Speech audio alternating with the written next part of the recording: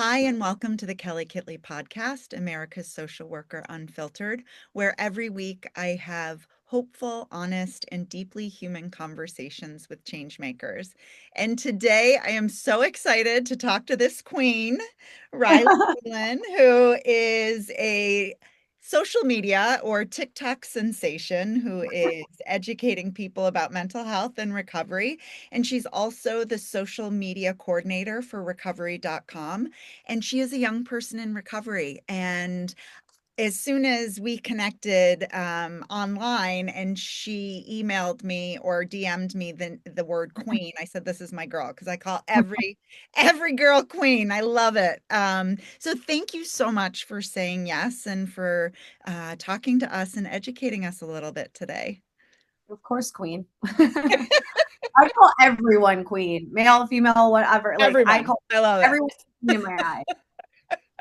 Well, and I think that we'll just start off, and jump right in, because what attracted me to you was your honesty and your openness, and something that I wished I had when I was a young person questioning my own relationship with alcohol. And I was lucky enough to come across something you shared about a group that you host and facilitate and get young people together online.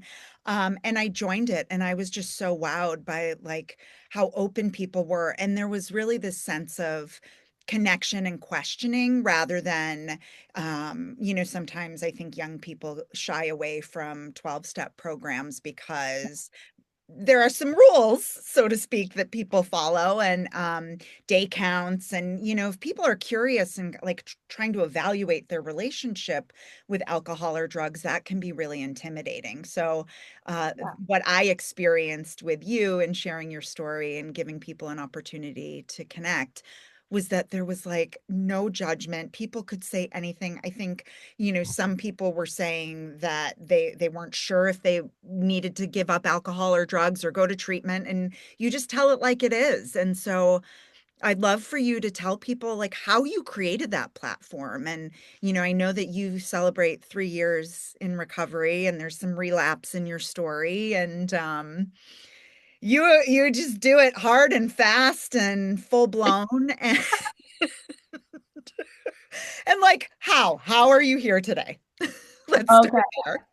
Okay. So I first got sober. I like the timeline gets blurry and I should go back on Instagram and like track it. I've just been too lazy. But I first got sober at I believe it was like 23, 22, 23, which was young. Like looking back, I would have, if I hadn't dropped out of college due to like my drinking and my behaviors surrounding drinking and all of that, story for a different day. But I would have been at college age getting sober for the first time. And I went to treatment because it was just, it had gotten to the point where it was around the clock. And in my mind, that's what an alcoholic was somebody who drank around the clock. Like anything outside of that, fine. Like you're just like a heavy drinker or whatever. Um, but to me, like drinking around the clock, that was like, that's what alcoholics did. And that therefore made me an alcoholic. And, I had leading up to this, I had gone out to California. I was kind of already drinking around the clock, quasi using substances around the clock, like whether it was weed, alcohol, cocaine. I Mhm, was doing some.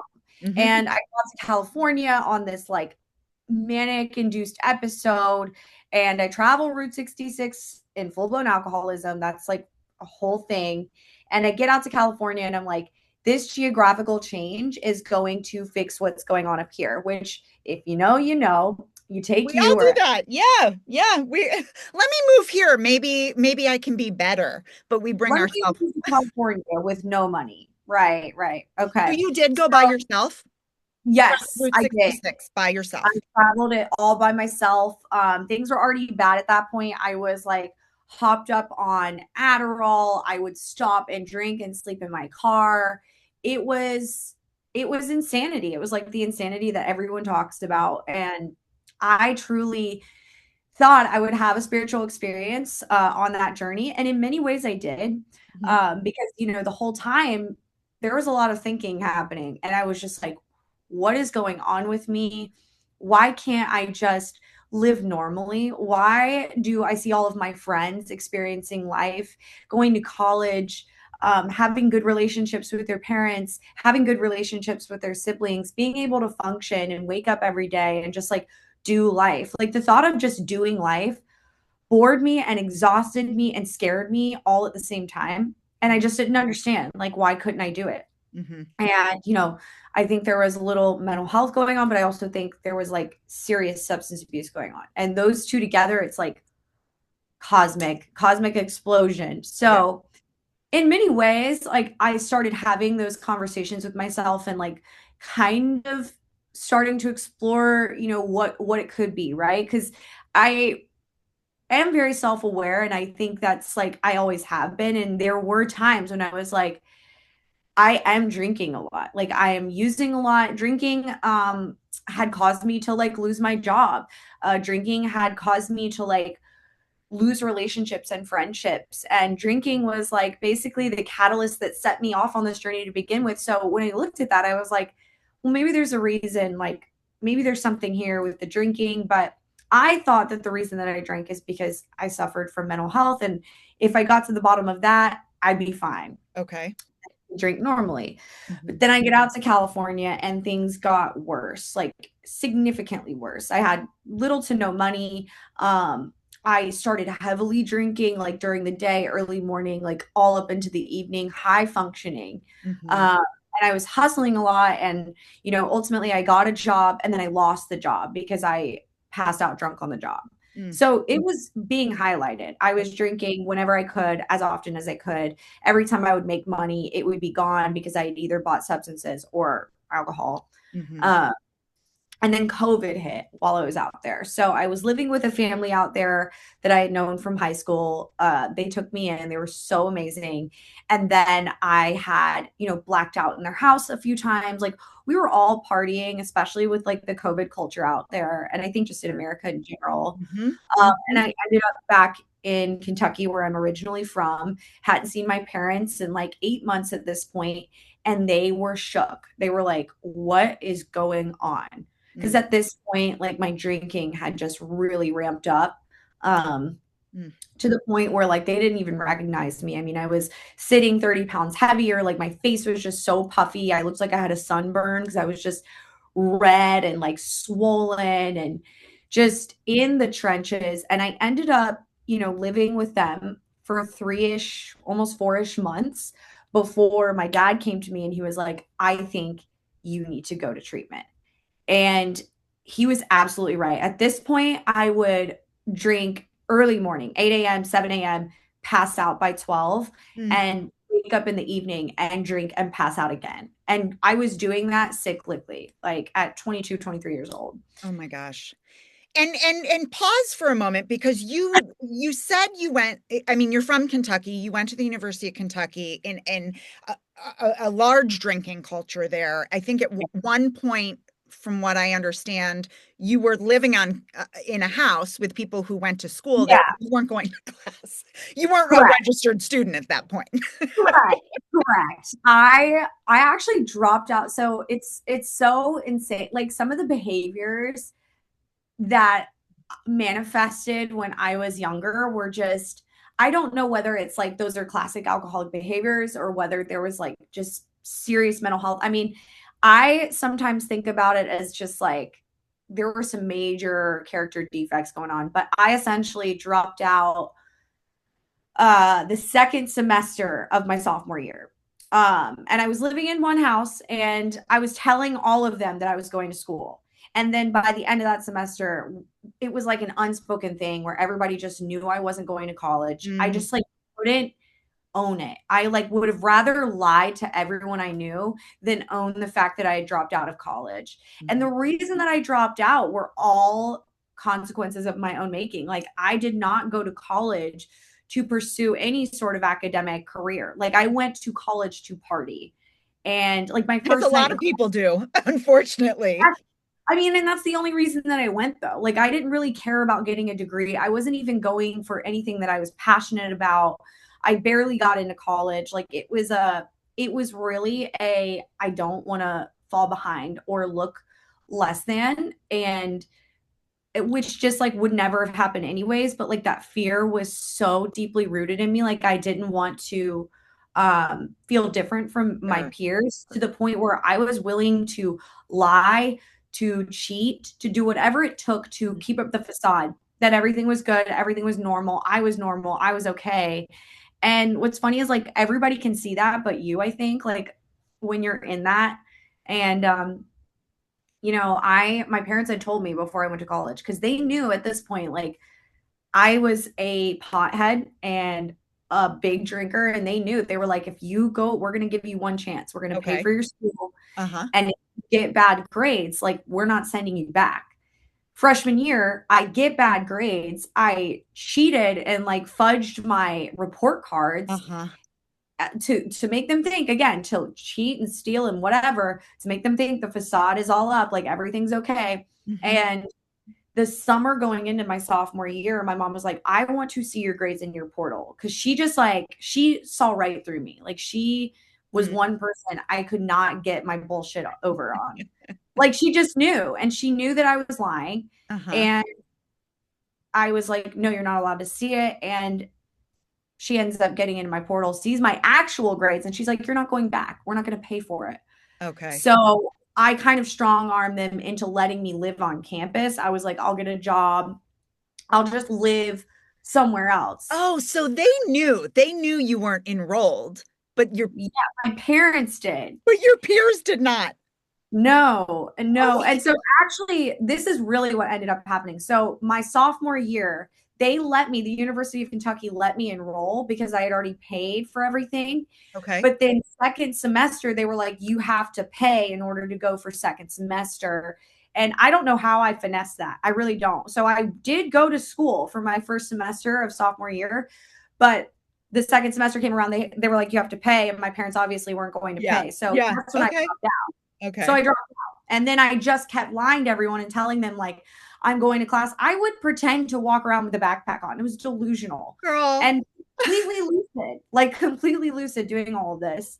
So I don't know what that is. It's really weird. Like, Well, I don't know no, why. and I think what the reason I'm highlighting your snapshot in college is because so many people who are listening are my age and have kids in college, and being able to navigate or look at signs that maybe their child is struggling, and it might not be as obvious as maybe it was from the lens of your parents or your mom at least. Well, and I think some of it, a lot of it is like those behaviors. Like that's not normal for a child to exhibit. Like, and the only thing I wish I could do differently back then, the only thing that I would ever change is like putting me through therapy or some sort of like behavioral something. Cause like the behaviors that I was exhibiting and the things I was engaging in just were not normal. And it's so ironic because all I wanted to be was like normal. But Oh my gosh. I was doing nothing normal. And you have siblings, right? Yeah, And what number kid are you? I'm the oldest. So, were there other people like aunts, uncles, cousins? Like, was there any history of mental health that was untreated in look at your face, anybody who's watching. Yeah. Um, so your family was familiar with alcoholism, addiction, mental health issues? Yes? It's that's like a yes and no. Yes, but also no. They had not, I think, dealt with it firsthand ever. But Okay. we have it in both sides of my family that I think kind of unfolded over the years. And it's just like nothing that they ever had to deal with. Okay. Um, and it's interesting because my mom worked in pain management for a very long time. So she actually dealt with addicts for a Mhm. very long time. So I just don't know. I don't know. I think that, I can't I try not to like think too much into it because I like sometimes it brings me to a place of resentment where I'm like, why Mm. didn't I go to therapy or do whatever? But it's hard, I think, to discern because they didn't have the full picture also, like obviously, like I said, all I did was lie. They Yeah. didn't have the full picture of what really was going on. Mhm. So from the outside looking in, I'm sure it just looked like we've got a bad kid. Like we have like a kid who's just like Mhm. not my mom specifically is very discipline oriented. Like you do this, this is what happens. Mhm. And so I think it was like instead of seeing it as like a behavioral issue, it sometimes I think came across as like I was just defiant, Sure. which I think two things can be true at the same Sure. time. I think I Maybe both. issue Yeah. was defiant. Like I think those things were like happening unanimously. Uh-huh. And I'm sure truly also if they had suggested I get help, like at that time, I think I desperately wanted it, but would not have accepted it. Sure. It's like if they had ever told me I was going to rehab at 16 years old over my dead body, like it just what, and it's so, I don't know. So I It's mean, and in hindsight, I think, and I've heard you say it in some of your videos, like the way things unfolded for you were the way that it was supposed to happen and when yeah, you were ready. And so, you know, 100%. this is your story, this is your journey. And so, okay, you come home over COVID, Yep. and then what? That's when my parents were like, yeah, you need help because there were again it was like big drinking culture even in our house. Like my parents have always been like partiers and like Uh-huh. like to have fun. They drink it, my dad doesn't drink anymore and neither really does my mom, but at the time like we were all drinking and it would be like I'd take it too far to the point where I'm almost like I'm 23 and my mom is having to hide her liquor bottles from me or having to keep them with her on her person. Like just any liquor in the house had to keep it at her feet Uh-huh. because I would take it. And then the second she would go to bed, it was like an Easter egg hunt. So I caused a lot of animosity through that. Hmm. And essentially, my dad was like, hey, I think this has gotten really bad. I was living in a pink camper in their driveway. And oftentimes, what I would do is steal that liquor when my mom would go to bed. I'd like army crawl and like look under her bed and like I would find it Hmm. and drink as much as I humanly could, go to the camper, wait to pass out. I would lock the door and wait to pass out. And I would just keep doing that. Everybody was worried about me. So I agreed to go to treatment and I did. And I went for 29 days and I totally thought that's like where I was going to learn all the mental health stuff that I told you about. Like I was going to get to the root of that and I was going to leave being able to have two drinks at the bar or like drink like a normal person. And they were like, you, they brought me to the self diagnosis of alcoholism. Hmm. They held my hand through that.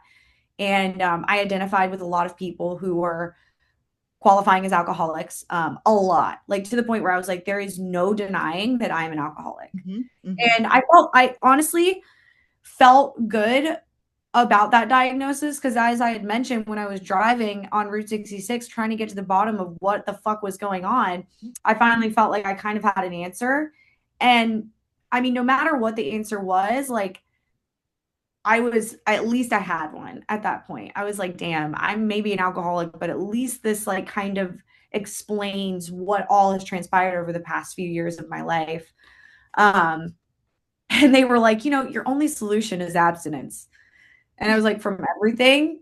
And they were like, everything. For you? Yeah, probably. Like you should. I was like, so I can't just, stop drinking and I can still do cocaine and like smoke weed and who knows, like what else? Like LSD. Like I can't do any of that. And they were like, probably not. Hmm. Uh, Well, and since it's Mental Health Awareness Month, I mean, and you right. brought it up a couple of times, what were you trying to soothe? Was it racing thoughts? Was it depression? Was it trauma? Was it ADHD? All the above? Yes.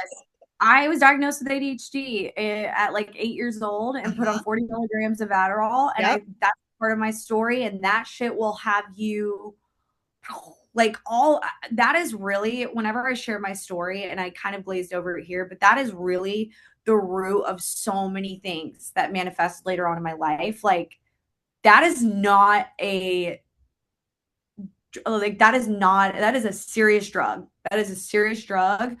And I think like I Mm. obviously experienced a lot of anxiety. ADHD was rampant. It's pretty big in my family as well. And I really think I've been diagnosed with general anxiety now, so I Mhm. can speak in hindsight, but that Sure. is definitely what I was experiencing was like a general sense of anxiety and only made worse by the Adderall prescription that I had been on since I was 8 years old. Okay. So it's Okay. intense. Uh-huh. So, I mean, that was your first exposure to a drug, I'm For assuming. sure. Okay. Yes. Okay. So you go to treatment, you get out. What does that look like? We had therapy, like therapists that we worked with individually while we were in the treatment center. And it was very helpful. And she was like, like, what are your thoughts when you get out of here? And I kind of was like, that's really up to my parents. Like, there's a million things I'd want to do when I leave here, but she had talked about sober living. And each day we'd kind of like sit through and go through these bougie sober livings. And I was like, oh, I want to go to Colorado. And she was like, why do you want to go to Colorado? And I was like, I don't know. And then I was like, I want to go to Arizona. And she was like, why do you want to go to Arizona? And I was like, I don't know. Hmm. Um, and then I met these two girls who came in and they had known each other. And I was like, oh, how do you guys know each other? And they were like, we were in Oxford houses together. And I had no idea what that was. And they kind of gave me the rundown. It sounded inexpensive and they were in like pretty much every state in the US. Hmm. So to me, I was like, that is probably something my parents would be willing to help me set up. Like, it was, I think at the time, they told me they were living in one in Indiana, because that's where I went to treatment, and they were like, it was like $115 a week to live there, and I was like, wow, that's like really affordable. They kind of gave me a rundown of the rules, so I go back into my therapist's office, and I'm like, I want to go to an Oxford house, and she was like, I actually think that's an amazing choice. And we kind of had talks with my parents, and my parents were like, if you can get into one, we'll take you there. So I chose Charleston because I had grown up going to Kiowa Island, which is about 30-45 minutes away. I'd grown up going there my whole life. I have family. My mom is originally from South Carolina. Again, I was like, this would be, I think, an easy yes. Okay. Um, Hmm. I think if I had chosen somewhere like Colorado or Arizona, it wouldn't have made sense. Sure. And they probably, I think, also wanted me close. So after some mental clarity, I was like, I want to try to get into an Oxford house in Charleston. And that's exactly what I did. So I got out of treatment. I was home for a few days. I went to my first AA meeting while I was there. Um, and I was like, this is awesome. This is like such a great way to meet people. I got like a whole phone list with like 30 people's numbers. And I moved into Oxford about a week later. And, they have pretty strict rules. Like, you're on a blackout period for 30 days, no spending the night out, 5 meetings a week. You have to get a job within 2 weeks. I love. And Oh my it was gosh. the structure was amazing. You had a chore every week, you had a role in the house. So we had like a treasurer, somebody who did the chore list, somebody who was, wielding the calls for incoming people to live. I And it was have a to believe you were one of the youngest people, though. I was the youngest person at the house when I Okay. moved in. They were like, "You're the youngest girl that we've had in a long time." And all of the women were moms, like they all had kids, Okay. and they were all one was like recently had gotten out of jail, and another woman, I mean, not to go into their stories, but they were women like 40 and above. Sure, which is why I'm saying why you're such a special nugget for young people because they can see you in their story, and I would imagine at that time for you, I'm so shocked to hear that you weren't playing the comparison game or you weren't like, oh, I'm so much younger than these people or better than these people or whatever it might be. Like you showed up pretty humble.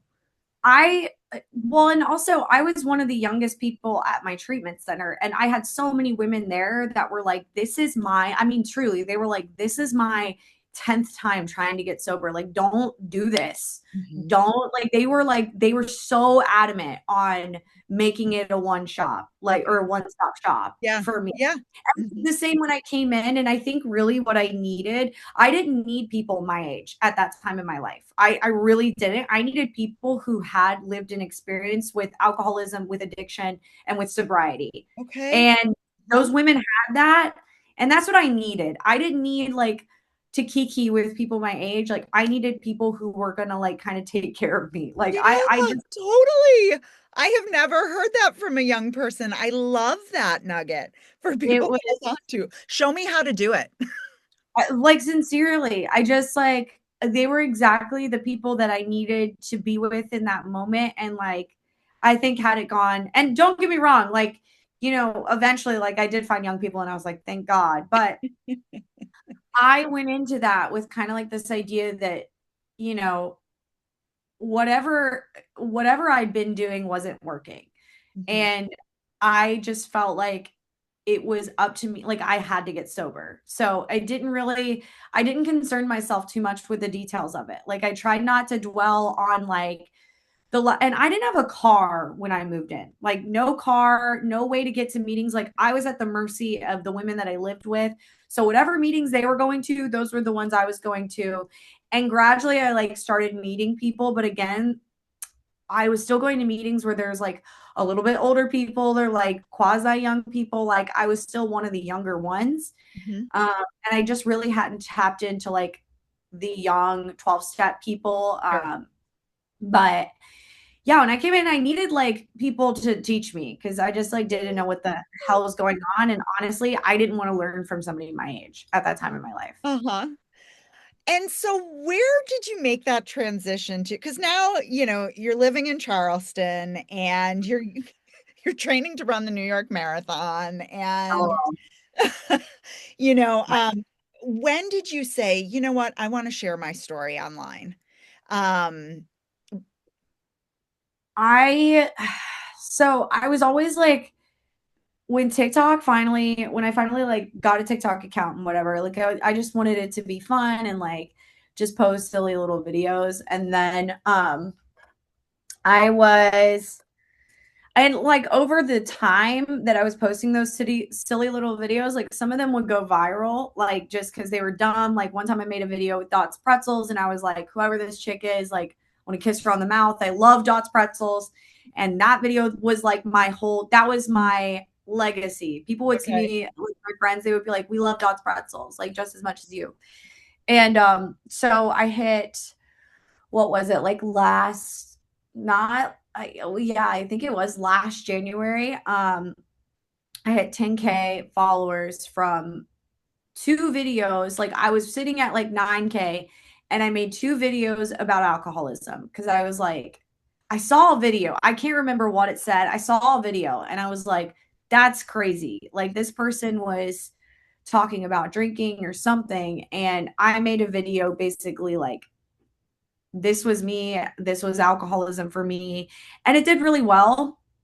And then I want to say, and those videos took me to 10K. And then a week later, I was dog sitting and we had just had our first snowstorm in Charleston. And I posted a video about my traveling Route 66 and full blown alcoholism because I was like, this is a crazy story. I like, maybe I should share that and maybe it'll help somebody. And then it was like an overnight thing. And so then I shared like the whole series. I shared more of my stories with alcoholism and I shared it in a way where it was like, yes, I'm telling a story, but I would end it with kind of like this nugget of sobriety and like what my life is like now rather than just like harping on the war story. But people do like storytelling. So it's a good way to capture their attention and then bring them to this place where I'm like, yeah, but I'm sober now and this is what my life looks like.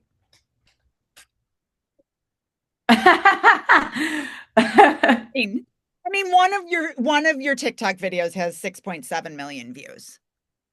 Yeah, and and that was me talking about my relapse because I stayed sober for almost 2 years, and I actually picked up a dirty 2 year chip, and I talked about like alcoholism is I'm a like I truly am an alcoholic, and I firmly believe that, and I got online one day and was sharing like, not only was I an alcoholic because I did X, Y, and Z, but I relapsed on vanilla extract. And if that's not an alcoholic behavior, I don't know what the fuck is.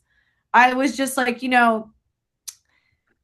I think the reason that people take to it so much and not to be like, oh, but like No, but I this is real. Like, how do you I'm influence people? Why? Why you? I I'm a pretty unassuming alcoholic. Like I shared earlier, I thought an alcoholic was somebody who drank around the clock. I don't know why we always think it's somebody who lives under a bridge, but I thought they lived under a bridge Yeah. or like they lost all their kids. I envision like a man on like a recliner with like a big beer belly, just like Yeah. passing out and blacking out. And Yeah. I was essentially that though. I was just like a female young form of that. Oh my And God. I think that's why also too, like, for me to get on the internet and I'm kind of a girly pop and to be like, hey, I have this cute little, knickknacks and stuff, but I've also drank vanilla extract to get fucked up because that is how desperate of an alcoholic I am. And I think that's why people are like, wow, that's real. That's real as shit. But Riley, you're so fucking funny. Like, and anytime you post something new, I'm like, it's like my guilty little pleasure. I'm like, what is she talking about? Is she at the tattoo parlor? Is she at the gas station with her new Jeep? Is she, leading a meeting? Like, you still are juggling so many different things. You have like 9 jobs, a partner, you live in a house. Like, I where, do. like, what is life like now internally in your head, as a sober young person? And young meaning, like, did you turn 30 yet, or are you 29? I'm still 29. Uh-huh. Thank Okay. God. I'm Okay. almost 30. Almost 30. Life as a young person is awesome. It's cool to be like a sober person among people that drink. It's cool to like not need alcohol to feel my most confident. And I again, like I it took such a long time for me to understand that like sobriety, all the good things that come with it take time. Like I think, I'm an alcoholic. I want relief now. I want what I want and I want it now. I want to, get all the things back. I want the car. I want the house. I want, the job, yada, yada. Stuff like that has taken so much time.